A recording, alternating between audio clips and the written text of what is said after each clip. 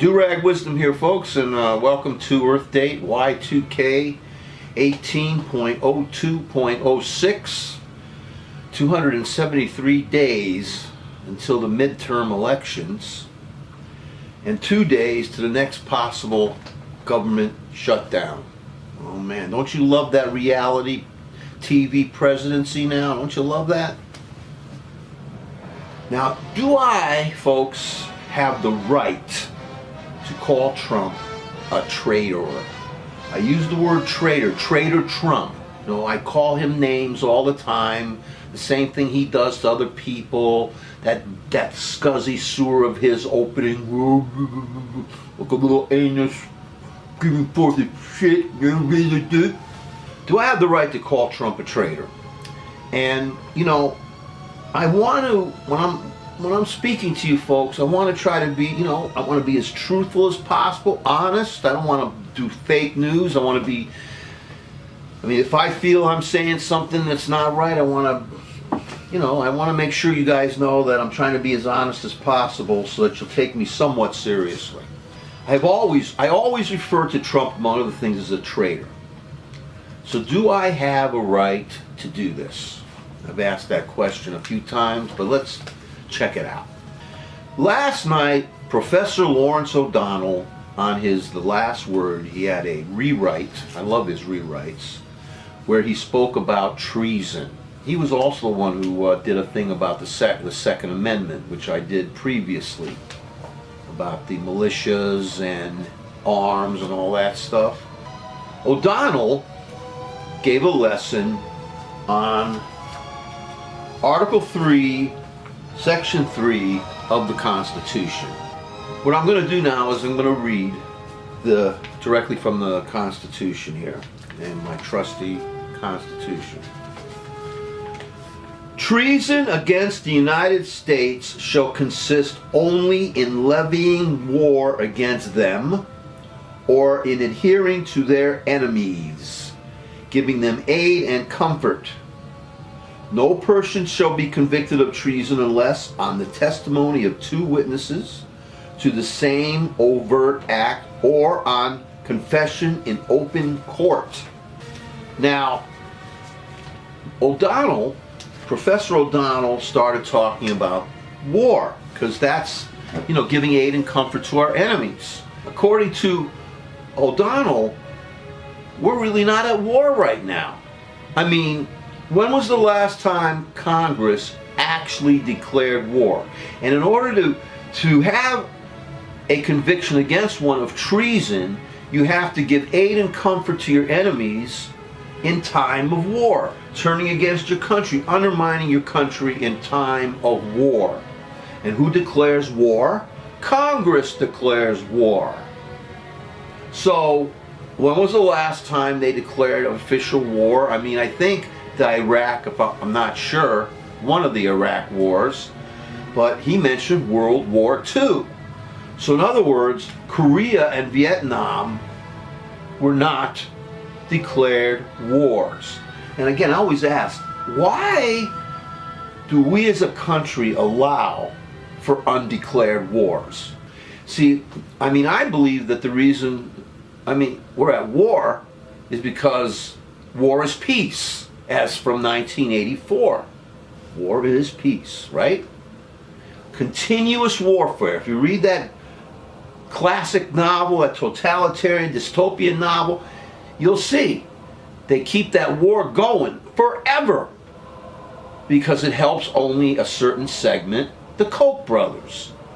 Zinky Stinky and all the other creeps, that these rich creeps, these evil rich creeps that make tons of money off of this war shit, right?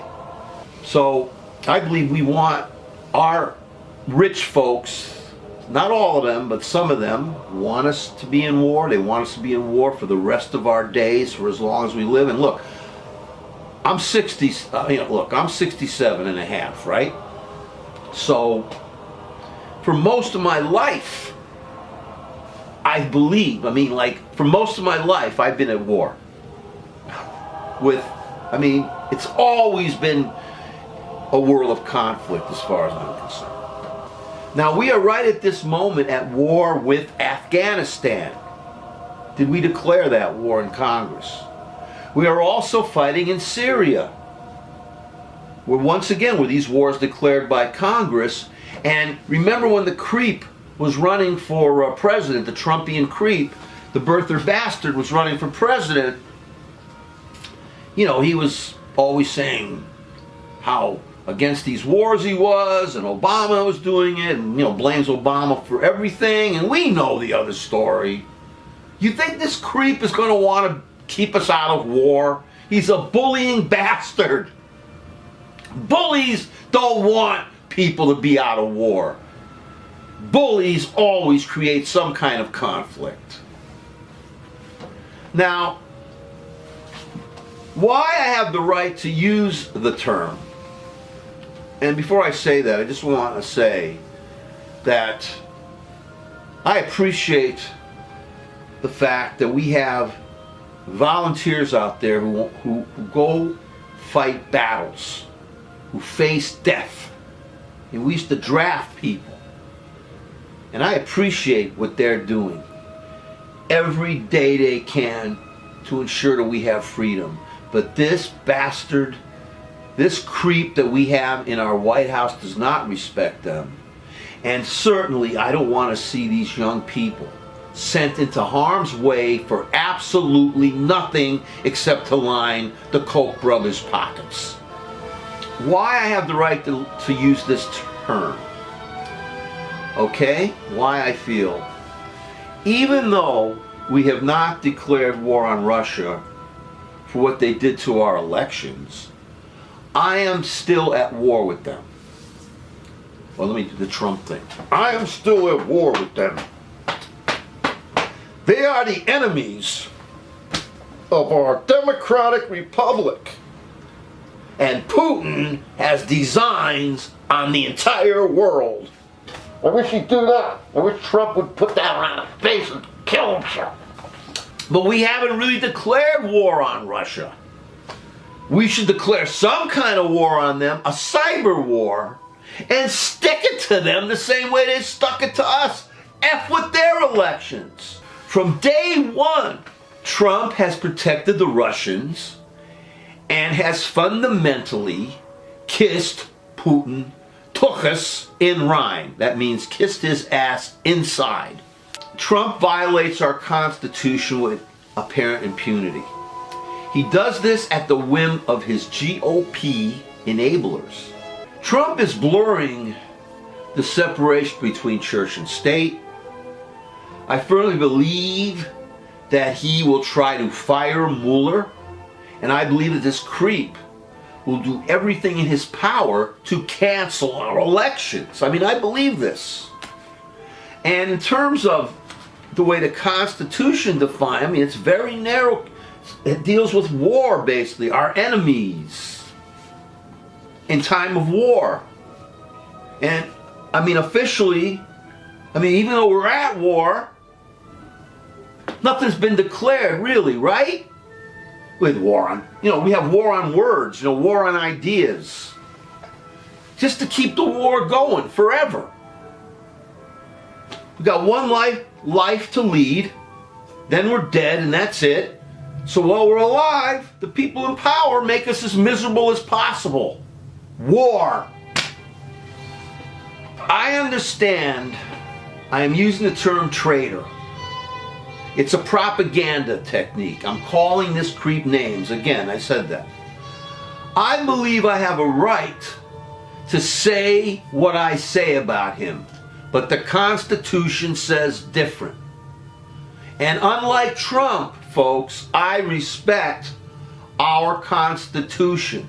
And I must consider whether or not to continue using the traitor label to a monster bent on destroying the values of our country and handing our democratic republic over to Putin. I don't want to lead you folks astray, give you wrong information. I want to be as honest as I possibly can. And as much as I feel I have a right to call that creep a traitor, according to this and its definition, a narrow definition, I don't. And from O'Donnell, I learned that I don't think I have a right to either, even though I believe he's as traitorous as you can be, giving aid and comfort to these Russian Putinist bastards and oligarchs, to the detriment of us all. So let me think about it. Hey, if I stop calling him traitor, he's still Trump, the birther bastard.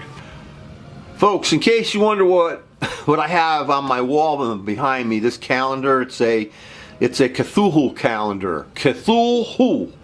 That's a creation of H.P. Lovecraft, the early proponent of what we call quote-unquote science fiction horror. And Cthulhu is a monster created by H.P. Lovecraft, and there's a whole mythos with this monster, and supposedly he created the human race in this myth. But every month now there'll be a different picture of this creature. I love my monsters, let me tell you. I mean the mythical ones, the fantasy ones. As we all know, the human monsters are the most frightening of all.